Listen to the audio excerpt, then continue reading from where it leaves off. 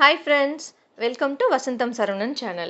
இன்னைக்கு நம்ம சேனல்ல என்ன பார்க்க போறோம்னா ஆப்பிள வச்சு ஒரு டெலிஷியஸான டெசர்ட் 10 மினிட்ஸ்ல எப்படி செய்ய போறோம்னு பார்க்க போறோம் வித்தவுட் ஓவன்.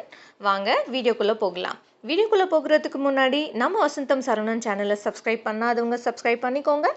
கூடவே இருக்க பெல் ஐகானையும் கிளிக் பண்ணிக்கோங்க. வாங்க இப்போ ஆப்பிள் டெசர்ட் எப்படி செய்யறதுன்னு பார்க்கலாம். இந்த ஆப்பிள் டெசர்ட் செய்யறதுக்கு இன்னைக்கு நான் 2 ஆப்பிள் எடுத்திருக்கேன். ஃபர்ஸ்ட் நம்ம இந்த ஆப்பிளோட தோல் எல்லாம் பீல் பண்ணி எடுத்துடலாம். ஆப்பிளோட தோல் எல்லாம் சீவி எடுத்த பிறகு இப்போ நம்ம இதை குட்டி குட்டியாக கட் பண்ணி எடுத்துக்கலாம். சின்ன சின்ன பீசஸாக கட் பண்ணி எடுத்து வச்சுக்கலாம். இப்போ நம்ம இதை கட் பண்ண எல்லா ஆப்பிளும் யூஸ் பண்ண போகிறது கிடையாது. இதை நம்ம 2 பார்ட்டிஷனாக பிரிச்சுக்கலாம். இதில் இருக்க பாதி ஆப்பிளை மட்டும் எடுத்து ஒரு மிக்ஸி ஜாருக்கு மாற்றிக்கிறேன்.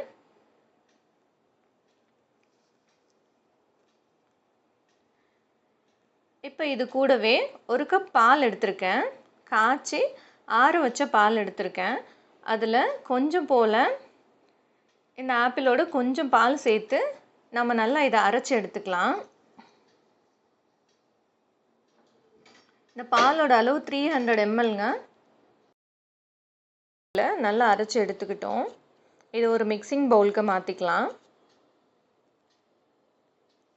நல்லா ஃபைன் பேஸ்ட்டாக அரைச்சி எடுத்துக்கணும்.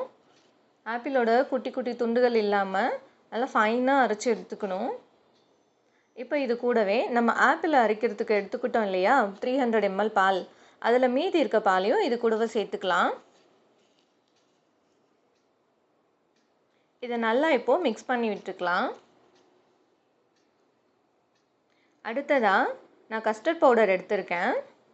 கஸ்டர்ட் பவுடரையும் இது கூடவே சேர்த்துக்கலாம். 3 ஸ்பூன் கஸ்டர்ட் பவுடர் இந்த டெசர்ட் செய்கிறதுக்காக எடுத்திருக்கேன். ஒவ்வொரு ஸ்பூனாக ஆட் பண்ணிக்கலாம். கஸ்டர்ட் பவுடர் சேர்த்த பிறகு நம்ம இதை நல்லா மிக்ஸ் பண்ணி விட்டுக்கலாம். ஒரு விஸ்க் வச்சு நம்ம இப்போ இதை நல்லா மிக்ஸ் பண்ணி விட்டுக்கலாம்.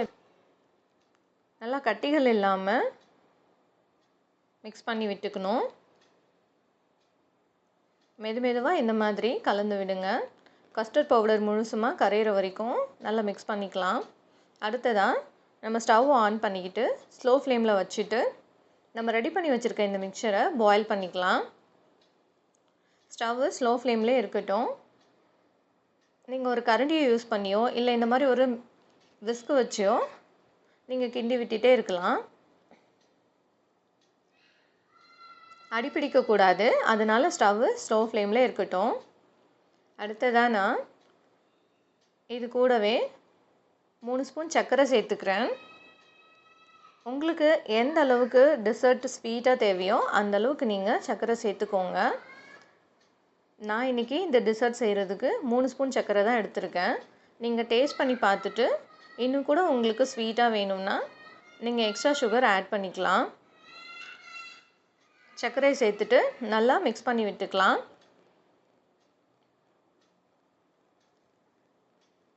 இந்த மிக்சர் கொஞ்சம் கெட்டியாகிற வரைக்கும் நம்ம இந்த மாதிரி கிண்டி விட்டுட்டே இருக்கலாம்.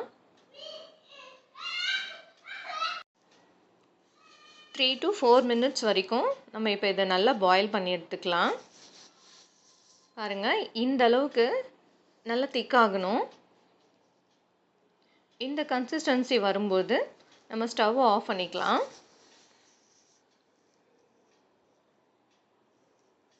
ஸ்டவ் ஆஃப் பண்ணிவிட்டு இதை நம்ம அப்படியே ஆற விட்டுடலாம். இது ஆறிட்டே இருக்கட்டும்.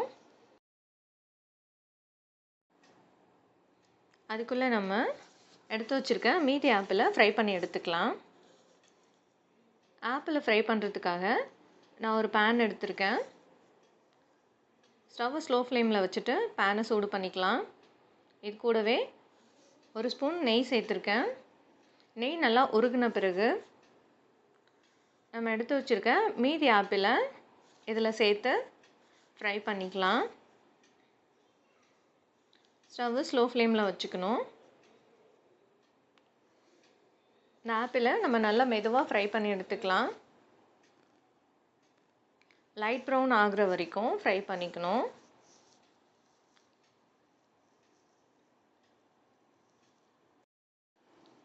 உங்களுக்கு தேவைப்பட்டால் நீங்கள் ஒரு ஸ்பூன் சுகர் கூட ஆட் பண்ணி ஃப்ரை பண்ணிக்கலாம். நான் இன்றைக்கி சுகர் ஆட் பண்ணல இந்த ஆப்பிளில். பாருங்கள், ஆப்பிள் ப்ரௌன் ஆகிடுச்சு. இந்த ஸ்டேஜ் வரைக்கும் நம்ம ஃப்ரை பண்ணி எடுத்துக்கணும். அப்போ தான் ஆப்பிள் ரொம்ப நல்லா சாஃப்டாக இருக்கும். இந்த அளவுக்கு ப்ரௌன் ஆனதும் நம்ம ஸ்டவ் ஆஃப் பண்ணிவிட்டு இதை நல்லா ஆற விட்டுடலாம். அடுத்ததாக நான் ஒரு பவுல் எடுத்துக்கிறேன். இன்றைக்கி இந்த டெசர்ட் செய்கிறதுக்கு சாக்லேட் பிஸ்கட் தான் எடுத்திருக்கேன். ஒரு பேக்கெட் பிஸ்கட் எடுத்திருக்கேன். இப்போ நம்ம இந்த பிஸ்கெட்டை கொஞ்சம் கொஞ்சமாக உடைச்சி விட்டுக்கலாம். இந்த அளவுக்கு பவுடராக ஆகிற அளவுக்கு நம்ம நல்லா இதை பிஸ்கட்டை தூளாக்கி வச்சுக்கணும். உங்கள்கிட்ட சாக்லேட் பிஸ்கட் இல்லைனாலும் வேறு எந்த பிஸ்கெட் உங்களுக்கு பிடிக்குமோ எந்த பிஸ்கெட் வேணாலும் எடுத்துக்கலாம். சால்ட் பிஸ்கட் இல்லாமல் இருக்கிறது ரொம்ப நல்லது. ஸ்வீட்டான பிஸ்கட் ஏதாவது இருந்தால் எடுத்துக்கோங்க. இதை நல்லா நம்ம பவுடர் பண்ணி வச்சுக்கணும். அவ்வளோதான். அடுத்ததாக 2 பவுல் எடுத்துக்கிறேன். இதில் ஃபர்ஸ்ட் நம்ம ரெடி பண்ணி வச்சுருக்கிற கஸ்டர்ட் ஆப்பிளை சேர்த்துக்கலாம். எல்லா சைடும் வர மாதிரி நல்லா ஸ்ப்ரெட் பண்ணி விட்டுக்கலாம்.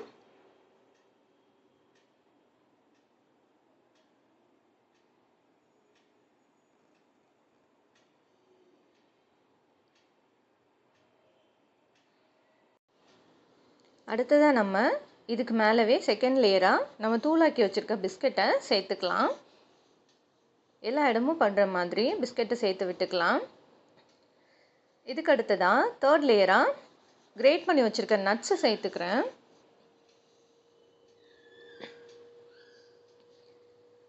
இதுக்கு அடுத்து ஃபோர்த் லேயராக நம்ம ஃப்ரை பண்ணி வச்சுருக்கிற ஆப்பிளை இதுக்கு மேலே சேர்த்துக்கிறேன். எல்லா இடத்துலையும் ஆப்பிள் படுற மாதிரி சேர்த்துக்கோங்க. அதுக்கும் மேலே நம்ம ரெடி பண்ணி வச்சுருக்கிற கஸ்டர்ட் ஆப்பிளை சேர்த்துக்கிறேன்.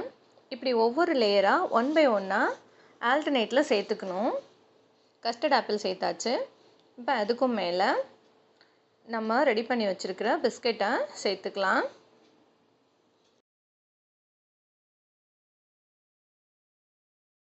ஒன் பை ஒன்னாக அடுத்தடுத்த லேயராக சேர்த்துக்கணும். இப்போ பிஸ்கெட்டு சேர்த்துக்கலாம். பிஸ்கெட்டை சேர்த்த உடனே கொஞ்சம் போல் கிரேட் பண்ணி வச்சுருக்க நட்ஸை தூவி விட்டுக்கலாம். இப்போ அடுத்த லேயராக கொஞ்சம் போல் கஸ்டர்ட் ஆப்பிளை சேர்த்துக்கலாம்.